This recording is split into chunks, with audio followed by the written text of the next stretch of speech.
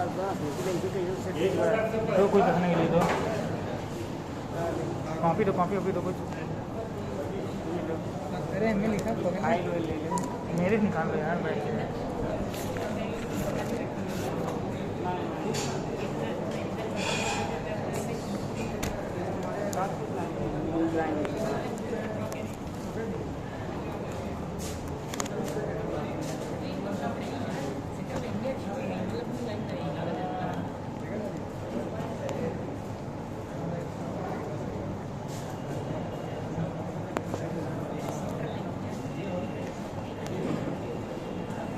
अगर इसको हम फुल सेक्शन करके रखेंगे तो ऐसे ही दिखेगा, ठीक है। जो हम अभी किसका बता रहे हैं, जो क्लोज स्लॉट का एक साइड का जो हम पढ़ाए थे उसमें जो सारी डिटेल्स दिए थे तो कुछ ऐसे था जिसको अगर हम पूरा फुल सेक्शन करके देखें तो इसी तरह दिखेगा।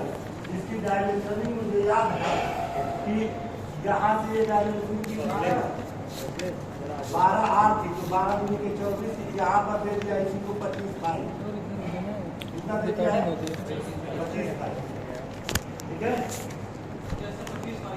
हाँ, उसके बाद यहाँ तक की डायमेंशन कितनी थी 25, टोटल यहाँ से यहाँ तक की वैल्यू कितनी हो जाएगी 50 फाइव हो जाएगी ना। यहाँ पर कितना दिया है, यहाँ पर दिया है 48 फाइव, 24 आर दिया है तो 48 आई हो जाएगा, ठीक है ना। हम लोग उसमें 25 पढ़े थे, यहाँ पर उसकी डिटेल क्या दिया है 24 दिया है, तो फाइव कितना आ जाएगा टोटल 48। जो इसकी डिटेल पढ़े थे बाहर पढ़े थे 30, कितना पढ़े थे 30 पढ़े थे ना, जब 30 पढ़े थे तो यहाँ पर क्या वैल्यू दिया है थोड़ा चेक करिए, कितना दिया है इसकी वैल्यू,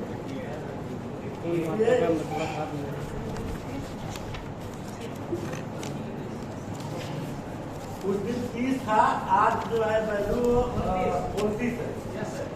उस दिन वैल्यू क्या थी 30 थी, आज क्या है ओ सीआर सर 85।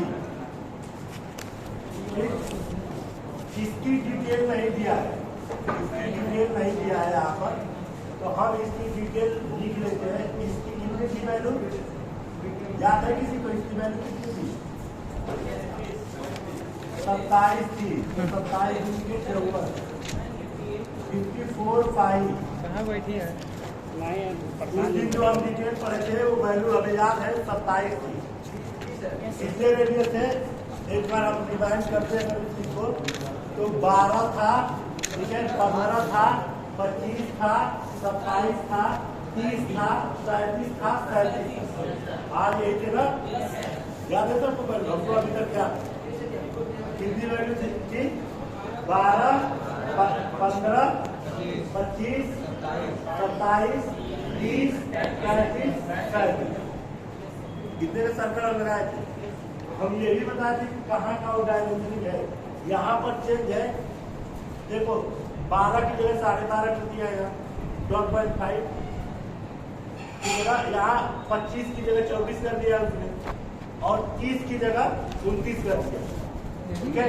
जो वैल्यू नहीं दिया 27, इसको हम 27 यहाँ रखते हैं, नहीं दिया है तो लिख लेना बुकलेट में, कितना आर होगा 27 आर, तो 5 कितना हो जाएगा, ठीक है। चलो अब इसकी और इसकी वैल्यू उसने दे रखी है, तो यहाँ तक वैल्यू 33 थी पिछले में, जो लास्ट में पढ़े थे उसमें इसकी वैल्यू थी 33, इसमें कितना है देखो कितना दिया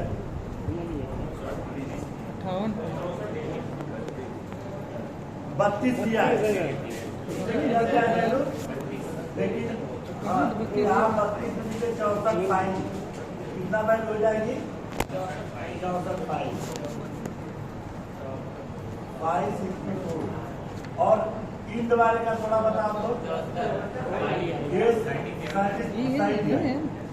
पुरानी पिछले में क्या दिए वैल्यू 37, इस बार भी सर उसे दिया, क्लियर है इसका। तीसरे वाला हाँ, काम जो सीधे लेकर 64 का आया। 64 का 32 क्लियर है ना? तीसरे वाले का मैच करा दो, सेम नहीं कर सकते हैं। अब जो वैल्यू है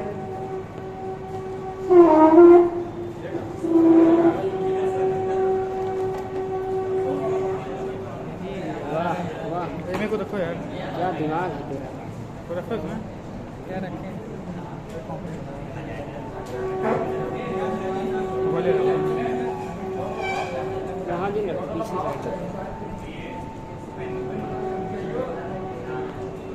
साइड। इसके आगे की डिटेल हम थोड़ा सा देख लेते हैं। वैल्यू तो सारी क्लियर हो गई ना, इतना आप लोग पढ़े हो गए। सर्कल जो बनेंगे, सर्किट तो आसानी से बना सकते हो ना। और इसके आगे की डिटेल केवल इस टाइपिंग की अगर हम डिटेल पढ़ लें, क्योंकि इसके दूसरे साइड की भी कंस्ट्रक्शन सेम हो एकदम इसी की तरह है ना, दूसरे साइड का कंस्ट्रक्शन। तो हम क्या करेंगे, क्या केवल इस टाइपिंग पढ़ लें तो काम हो जाएगा? हो जाएगा। बीच की स्टैम्पिंग का चेंजिंग है, उसको पढ़ लेते। चलो स्टैम्पिंग, एक स्टैम्पिंग की हम बात करते हैं।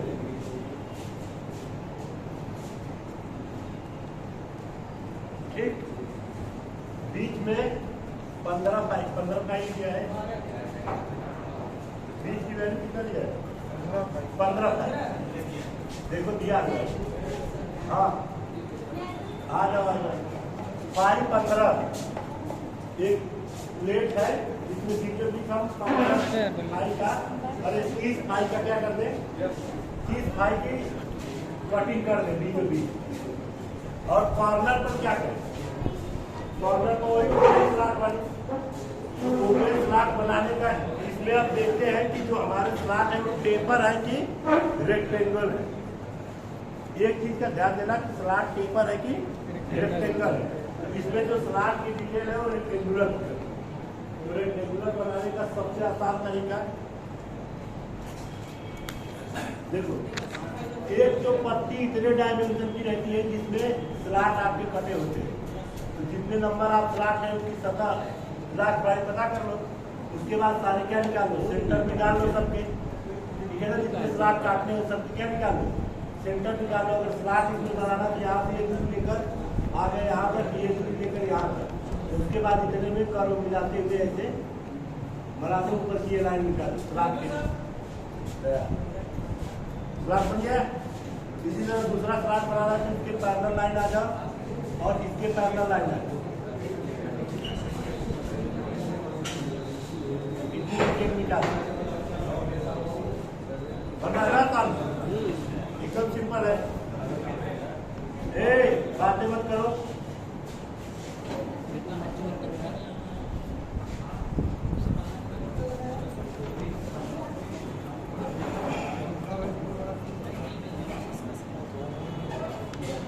ऐसे बनते हैं।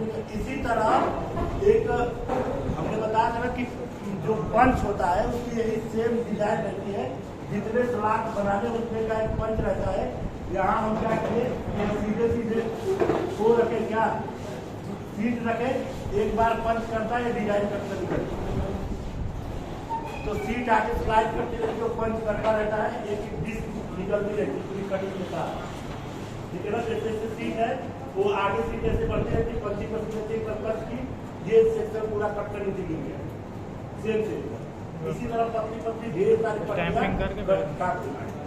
इसमें दो डायमेंशन की अलग अलग जिक्र किया गया। एक की डाया मैक्सिमम है जिसमें सेम स्लॉट काटे गए हैं, लेकिन एक और डिस्क थी उसमें स्लॉट सेंटर इसी माप के काटे गए थे, लेकिन उसकी हाइट थोड़ा कम थी, कितना 10 है। अगर उसकी रेडियस 10 है कम कर दें तो सेम सर्कुलर शेप मिलेगा इसी की तरह, बस उसकी डायमीटर 10 mm क्या रहेगी, कम रहेगा। तो 10 दूनी के 20 ना, 10 इधर से माइनस हुई, 10 इधर से भी तो माइनस होगी, तो फाई में कितना परिवर्तन आएगा, 20। ठीक, तो यहाँ पर 10 mm न गैप करके 2 mm दिया है। कितना गैप किया है, 2 mm। देखो दिया है छोटे स्लॉट का जो कटिंग की गई है उसकी डीप देखो 2 mm निकालो। तो इसका मतलब बड़े वाले सर्किट की डायमीटर इसमें शो किया है, कितना किया है 110। तो छोटे वाले सर्किट का कितना होगा 106। कितना भाई होगा। तो जब हम इसकी डिजाइन करेंगे, जब सर्कुलर शेप बनाएंगे तो एक यहाँ से लाइन चलेगी डॉटेड की। अगर ये प्लेट बाद में रखी गई है और बड़ी वाली डिस्क पहले रखी गई है, अगर दोनों डिस्क के बीच में छोटी डिस्क रख दोगे तो उसकी डॉटेड लाइन मिलेगी ना, मिलेगी ना। तो हमको 2 mm नीचे करके 2 रेडियस में 2 mm कम करके एक सर्कुलर शेप बनाओगे और उस सर्कुलर शेप का डॉटेड लाइन कहाँ पर आएगा, जहाँ मटेरियल है, जहाँ स्लॉट है वहाँ वो लाइन नहीं आएगी क्योंकि स्लॉट उसमें भी कटा है। तो स्लॉट में तो कोई लाइन आने से नहीं। समझ में आ रहा है नहीं क्या डाउट क्लियर है ना। तो इसको यही क्या देते हैं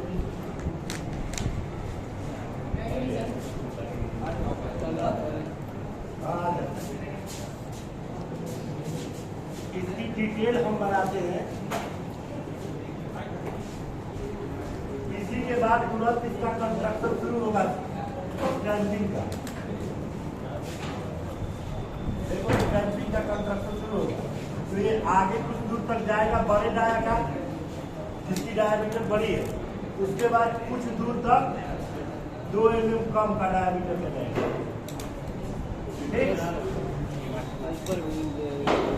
तो क्या यहाँ एक कॉर्नर मिल रहा है ना, एक कॉर्नर मिल रहा है ना। तो क्या इसकी एक फर्म लाइन यहाँ से जाएगी। फर्म लाइन अगर ये पूरा बना है तब और सेक्शनिंग कर दोगे तो यहीं पर डॉटेड लाइन जाएगी। अगर सेक्शनिंग फुल सेक्शन कर दो, मान लो सिलेंडर है तो जो स्लॉट यहाँ जा रहा है फिर कुछ कम हो जाएगा। उस कॉर्नर की पूरी लाइन फर्म होनी चाहिए ना, पूरी फर्म सर्कुलर लाइन ऊपर से नीचे तक रहेगी ना। मान लो कि कोई ऐसे है, कोई एक प्लेट बड़ी डायमीटर की है और एक छोटी, जैसे एक और कापी दे दो। देखो एक सिलेंडर ये है और दूसरा सिलेंडर इस पर से ये है, जिसकी डायमीटर बड़ी है। तो एक कॉर्नर दिख रहा है सीधा सीधा ऊपर से नीचे तक। अगर हम इसी को बीच में से काट दें और आगे वाला पार्ट अगर निकाल दें तो वो लाइन पीछे पीछे अब जा रही है ना मटेरियल के, तो लाइन कम होगी डॉटेड, ऊपर से नीचे तक क्या होगी डॉटेड होगी। अगर इसको सेक्शनिंग कर दोगे वो पीछे अब चल रही है ना, केवल पीछे भर गया है। आगे से तो जो आगे ये लाइन दिख रही है इस तरह, आगे से तो हट गई ना। हमने क्या कर दिया, सेक्शनिंग कर दिया, एकदम बीचों बीच काट कर फुल इंसेक्शन किए, पूरा आधा मटेरियल निकाल। तो जो आगे ये लाइन जा रही थी, फर्म दिख रही थी, वो लाइन इससे पीछे भी तो कर्व है पूरे में ना। तो अब सामने से तो कट कर निकल गई, तो पीछे लाइन में क्या रहेगी।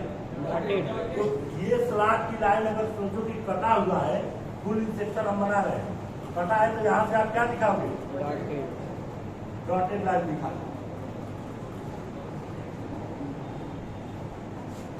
क्लियर है सबको। इसके बाद छोटा स्लॉट चलेगा, जो कम डायमीटर की कुछ दूर तक हर लाइन चलेगी। उसके बाद फिर जब स्लॉट ये बड़ा होगा तो एक कॉर्नर फिर मिल रहा है, तो सेक्शनिंग हुआ है तो उसकी भी लाइन क्या होगी डॉटेड। उसकी भी लाइन क्या होगी, लेकिन इस 2 mm में डॉटेड मत करना है। 2 mm फर्म लाइन रहेगी, 2 mm के बाद ये जो लाइन चलेगी ये डॉटेड है। तो यहाँ तक फर्म कर दिए और यहाँ ऊपर फर्म कर दिए, फिर ये आगे बढ़ा है और उसके बाद दोनों को मिलाते हुए क्या बना दोगे डॉटेड लाइन। ठीक है ना। सेक्शनिंग के बाद जब आप कर रहे हैं, अगर पूरा सेप रहता तो क्या होता हम लाइन, तो यहाँ पर भी ये पूरा सेप रहता तो हमको ये जो लाइनें सब के लिए सब क्या होती सब लाइनें डॉटेड होती है। केवल बाहर लाइन क्या होती है और ये वाली आउटर मोस्ट लाइन फर्म होती है। इसके बाद सब जो कंस्ट्रक्शन क्या होता डॉटेड होता है। लेकिन क्या कर दिया, फुल सिस्टम कर दिया, अंदर की डिटेल क्या है ये देखने के लिए कि अंदर का कंस्ट्रक्शन किस तरह बना है। ठीक है ना। सेक्शनिंग इसीलिए आपको पढ़ाया जाता है और ड्राइंग में आप क्यों करते हो सेक्शनिंग, कि आप अंदर की डिटेल बता सको कि क्या क्या कंस्ट्रक्शन में चेंजेस किए गए, बाहर से किस तरह दिख रहा है और अंदर क्या क्या चीजें। ठीक है ना। कहाँ कहाँ कंस्ट्रक्शन में चेंजेस हुए उसको शो कर दीजिए। सही है।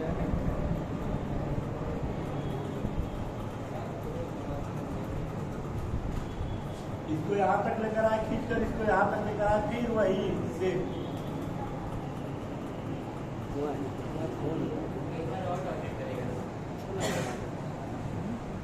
कितनी बार है? 2 बार है क्या? 2 बार है तो इसको मिटा देते हैं। एक बार और ले लीजिए। कहाँ 2 बार है? एक यहाँ एक यहाँ। कहाँ कहाँ लिखा रहेगा? ये देखो एक यहाँ पे। ऊपर का बनाने नीचे बना रहे हैं? अगर यही वाला बनाएंगे तो ये हो गया, ये हो गया ना। दसा वाला है, बाकी उठा वाला। अच्छा ये का 2 दिखाया गया है? अच्छा ये उठा है ना, मतलब यही 2 है ना, ये इसे दिखाया गया ना। तो मतलब दोनों गैप दो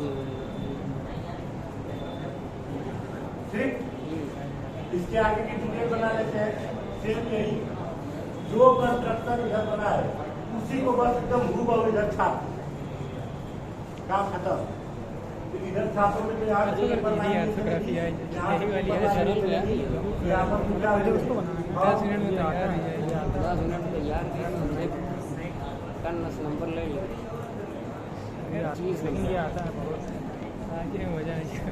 सर एक बार यही कीजिए। मतलब वहाँ से स्टार्ट करना है, बस वहाँ से स्टार्ट नहीं करता। गोला वाला क्यों बनाना? ये सेक्शनिंग किए हैं ना। हाँ तो गोला वाला बनाना है, इसको बनाना है, 2 बनाना है।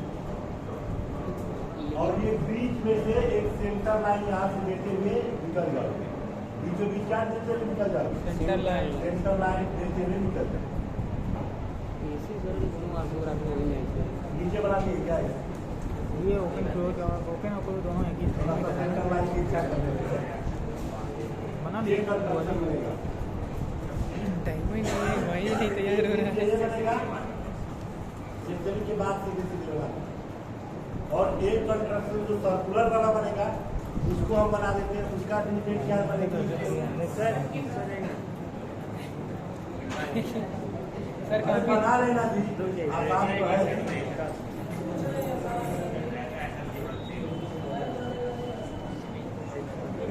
सर काफी दे दीजिए। बना दिए। यस सेम एक कंस्ट्रक्शन बनेगा, एक बार इसका सर्कुलर से बना देते हैं, खत्म। बहुत इजी थी, हम बता रहे ज़्यादा से ज़्यादा 20 मिनट में। जाट है, जाट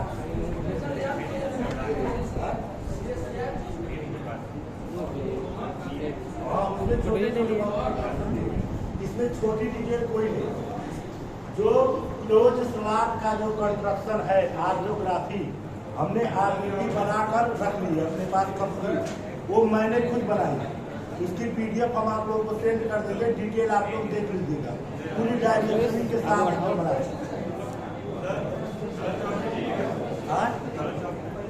कलर चाहिए हम डिटेल आपको बना कर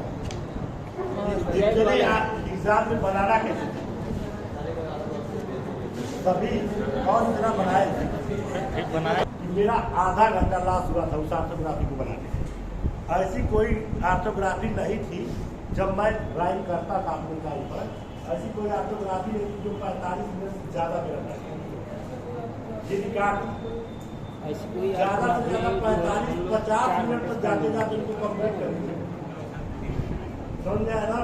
तो एमडी की कमी थी। मुझे रियलाइज हुआ कि जो मैं एमडी चलाता था उसके सारे इधर मुझे मालूम थे कि ये कब पैरेलल लाइन नहीं रहेगी, कब कहाँ से हमको लाइनें खींचनी है, तो एकदम एग्जैक्ट लाइन है।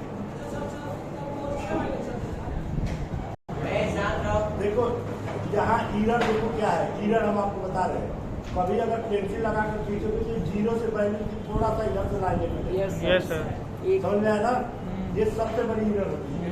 तो ये जो 0 का जो लाइन बनी हुई है, ये एमडी की जो सतह गई है उससे दूर बना है, समझ में आया। तो जब एमडी को 0 पर सेट करके खींचोगे तो 0 के इधर से लाइन खींचेगी, तो ये डिस्टेंस क्या हो जाएगी, बड़ी हो जाएगी, हो जाएगी ना। तो आप लोगों पे एमडी के यही ईरर सब ढूंढने होते हैं कि जब मैं पेंसिल से खींचता हूँ लाइन तो 0 से ही एग्जैक्ट खींचती है या 0 से इधर उधर खींचती है, कितना खींचती है इसका अंदाज आपको अपनी एमडी पे रहना चाहिए। जैसे मैं कहता हूँ कि एमडी आपके सहारे, मतलब आपके अकॉर्डिंग चलनी चाहिए, आप एमडी के सहारे में चलो। कि अगर हम लाइन के एकदम ऊपर रखकर वैल्यू को खींचेंगे तो पेंसिल का नीड यहाँ अगर रखोगे तो थोड़ा सा इधर से खींचेंगे पेंसिल, तो आपको अंदाज होना चाहिए कि कितना रख कर खींचूँ एग्जैक्ट लाइन पर लेकर जाएंगे। तो इससे क्या होता है, डायमेंशनिंग गलत नहीं।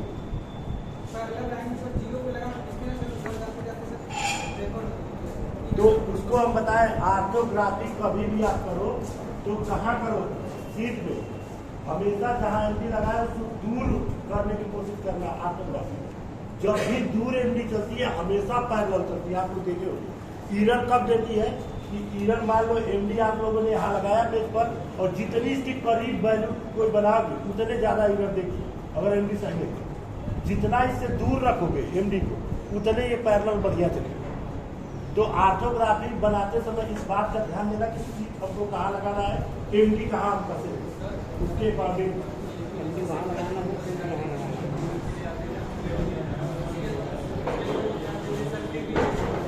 नहीं होगा। जब देखो स्केल को हमेशा जब स्लाइड करो स्केल को, तो यहाँ कसने के बाद ऐसे जब कसते हो तो ऐसे स्केल को स्लाइड करो, जैसे पकड़ लो, ठीक है ना, दोनों साइड से, यहाँ से और यहाँ से, और एक साथ ऐसे पकड़ कर जब स्लाइड कर लेकर आओगे तो नहीं। अगर इरर देने की तो जरा सा इरर आता है तो तुरंत हाथ को इतना अंदाजा रहता है कि एमडी घूमे। समझ में आया ना? एमडी को कभी भी स्लाइड करो तो यहाँ से ऐसे पकड़ा करो, ऐसे एमडी, उसके बाद स्लाइड ऐसे किया, एमडी इरर नहीं जल्दी दे देगी। ये मुझे बताना नहीं। इसके बाद तीसरा किसने का है? 48 का क्या जाएगा? पहले 25 फिर 30 फिर 48। इसके बाद 27 का डॉटे को बनाना है, तब वो बनाना है। जरूरत के बाद 58 का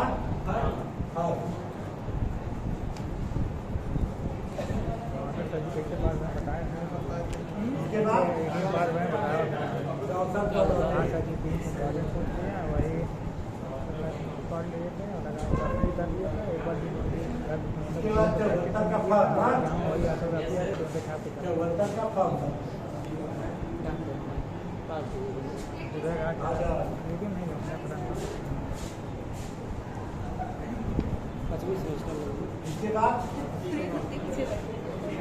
इसके बाद स्लाट की डिजाइन, तो स्लाट में आपको कितनी लाइनें दिख रही है?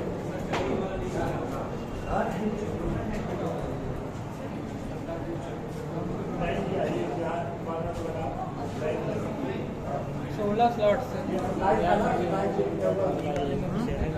सभी के लिए है, बहुत सारी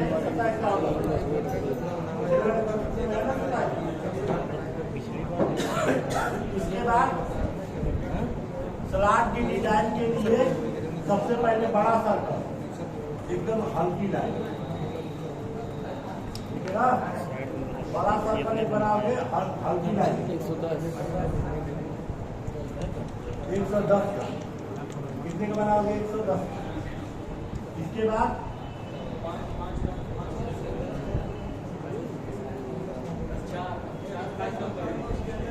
106 का डॉटेड सर। इसके बाद स्लाट की डीप देखोगे, स्लाट की डीप कितनी है? स्लाट की डिटेल कैसी है? Yes sir. कितना दिया है? 10 वाइड एंड 15 10 बाई 15 डीप। तो 15 डीप दिया है, 15 30 एमएम का एक और रेडियस खींचो, कितने एमएम का? 80। बहुत हल्की लाइन।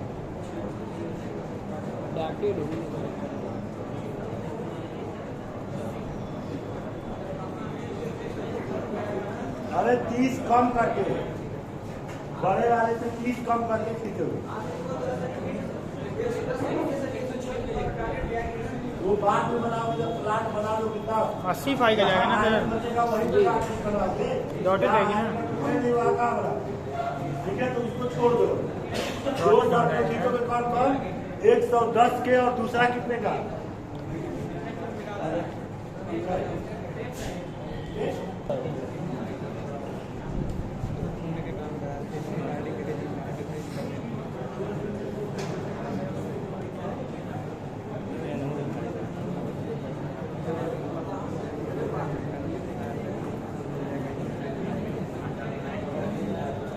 स्लॉट बनाने शुरू कर दोगे, जैसे ही स्लॉट कंप्लीट हो जाएगा फिर चार सबसे बड़ी वाली खाई कितनी थी 110। Yes sir. तो 4 कम कर दोगे तो 106, ठीक है ना।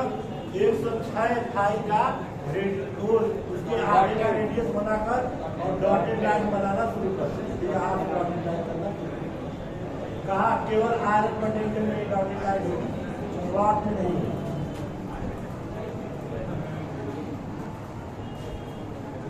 ठीक, आपसे ग्राफिक कंप्लीट। सर यही वाली आ जाए सर। सर यही पेपर में आ जाए पूरा मिल जाएगा। पेपर में आ जाए आधा घंटे में। आधे घंटे complete. Yes sir. 20 number confirm. तो अगर ये आधे घंटे में ये बन सकते हैं तो उम्मीद करता हूँ थोड़ा सा डिफिकल्ट है। दूसरा पहला पार्ट तो यही है, दूसरा पार्ट डिफिकल्ट है। सबसे ज्यादा टाइम लगता है दूसरा।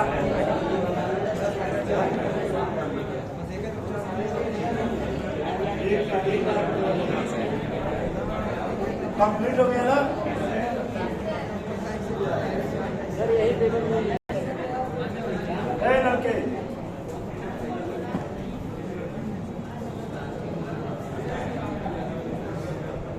डायमेंशन लिखने का तरीका हम बता देते कैसे डायमेंशन लिखी जाती है। यहाँ से स्लाइड करके घेरो लेकर आओगे, इस वाले सर्कल पर घेरो बना दो। ठीक, घेरो ऐसे बना दोगे। शांत रहो। क्या कर रहे हो? ज्यादा पढ़ी हुई। उसके बाद इसका फाइन कितना है? 80 सर। नहीं वो 80 नहीं है। 85 ये नहीं है, हाँ कम है। 74 74 है इसका छोड़ दो। दूसरे वाली लाइन का ऐसे खींच कर लेकर आओगे, हल्की लाइन लेकर आना, इसी डॉटेड पर लाकर यहाँ पर एरो लगा दो। 64 है।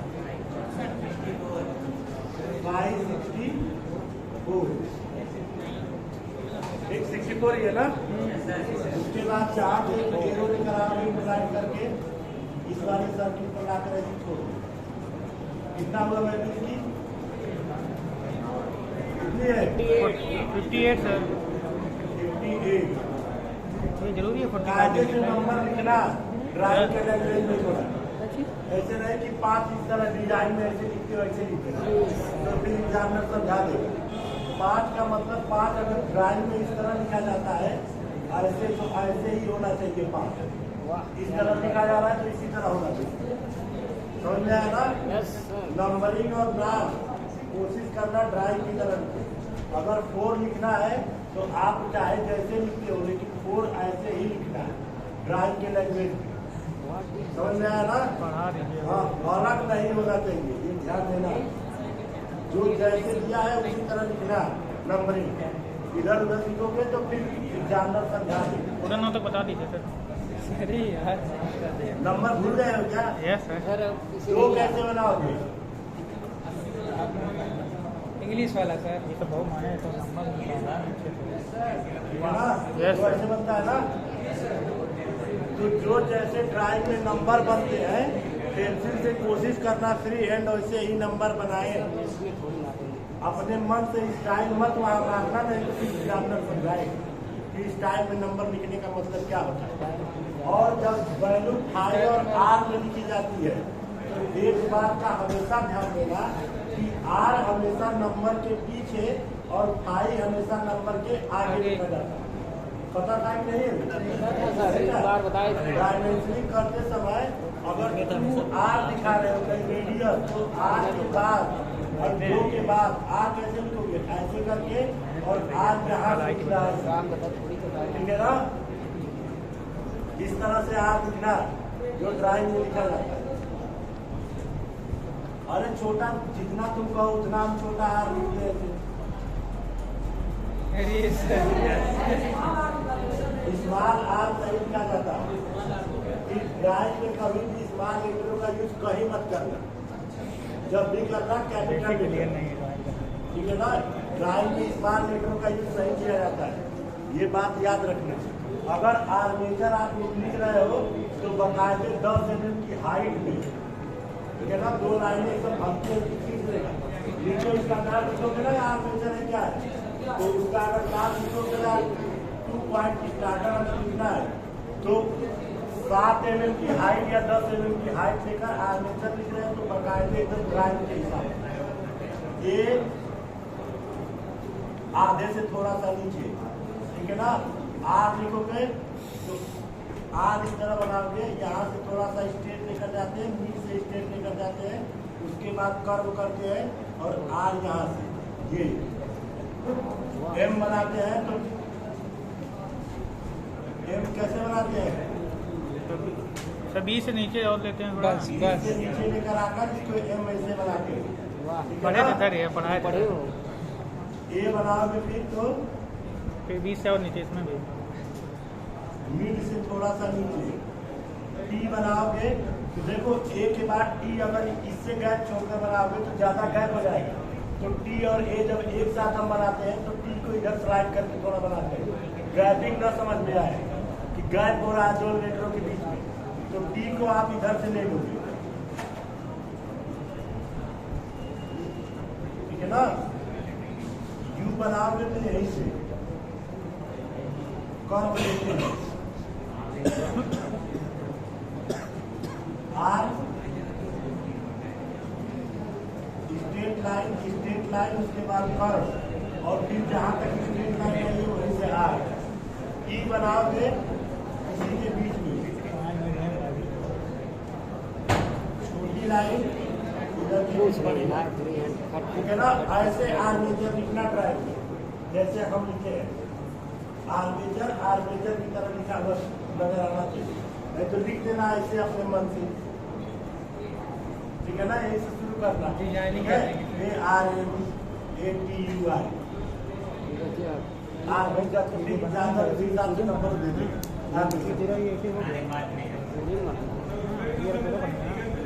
अगर राइटिंग पर भी ऐसे नंबर बनाना पूरा बढ़ेगा ना। पैराग्राफ की सूरत बढ़िया क्यों बना, वो एक्सल के अंतर्गत ही आता है। एक पेपर हम आप लोगों से कटाप में अभी देने वाले हैं, क्या है सर ना। ड्राइंग जो नहीं बना रहे हैं ना, ये उनके लिए चेतावनी है कि तैयार करते रहो, फंक्शन के बाद हम कभी भी डेट एक रख देंगे। ड्राइंग का एक पर्टिकुलर 4 घंटे का पेपर लेंगे, हाँ सर लीजिए सर, ठीक है ये ना। जरूरी है। एकदम सेम जैसे पेपर में होता है उसी दिन बुलाएंगे तुम्हारे जूनियरों को और बैठाएंगे, एक सीनियर एक जूनियर ऐसे, तो सब के मारे तो उनसे पूछोगे नहीं और डर के मारे तो तुमसे नहीं पूछेंगे, तो हमारा काम हो जाएगा थोड़ा।